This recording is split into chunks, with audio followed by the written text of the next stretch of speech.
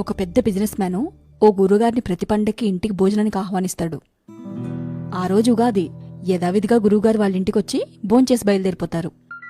ఇంతలో వ్యాపారి కొడుకొచ్చి ఇంటికి ఎవరొచ్చెళ్లారు అని అడుగుతాడు. ప్రతి పండక్కొచ్చే గురువుగారే వచ్చెళ్లారు అని వ్యాపారి జవాబు. అందుకా కొడుకు, ఇక్కడ టేబుల్ పైన నా డబ్బులు పెట్టా, అవి కనిపించట్లేదు అని అంటాడు.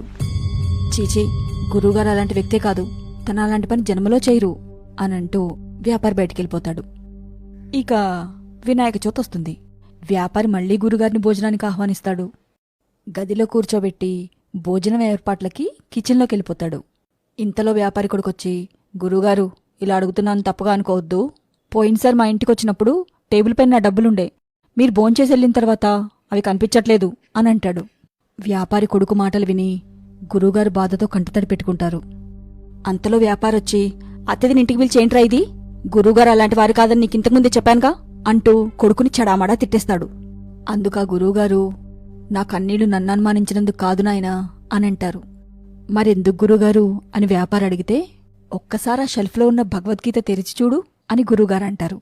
అలాగే అంటూ వ్యాపారి భగవద్గీత తెరిచి చూస్తే అందులో పోయినవనుకున్న డబ్బులన్నీ కనిపిస్తాయి.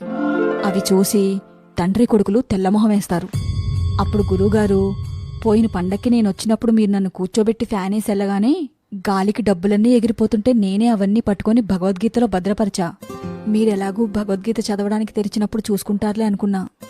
ఈరోజు వినాయక చవితి, అంటే సుమారు 6 నెలల తర్వాత మీ ఇంటికొచ్చాను. ఈ 6 నెలలలో పవిత్రమైన భగవద్గీతను ఒక్కసారి కూడా తీసి చదవలేదా అనేదానికే నా ఈ బాధ అనుకుంటూ గురుగారు వెళ్ళిపోతారు. ఈ కథలోలాగా ఈరోజు ప్రతి ఇంట్లో ఇదే పరిస్థితి. ధర్మం గురించి తెలుసుకునేవాళ్లు పెరిగిపోతున్నారు, కానీ ధర్మాన్ని పాటించేవాళ్లు కరువవుతున్నారు.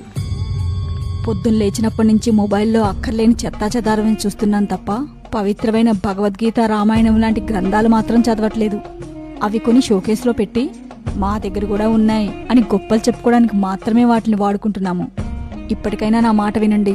రోజుకో 10 నిమిషాలు ఆ మొబైల్ని పక్కన పెట్టి ఆ పవిత్ర గ్రంథాలను చదివితే మానవ పుట్టుకకి అర్థం తెలుసుకోవటమే కాకుండా ధర్మాన్ని కూడా రక్షించిన వాళ్ళం అవుతాం.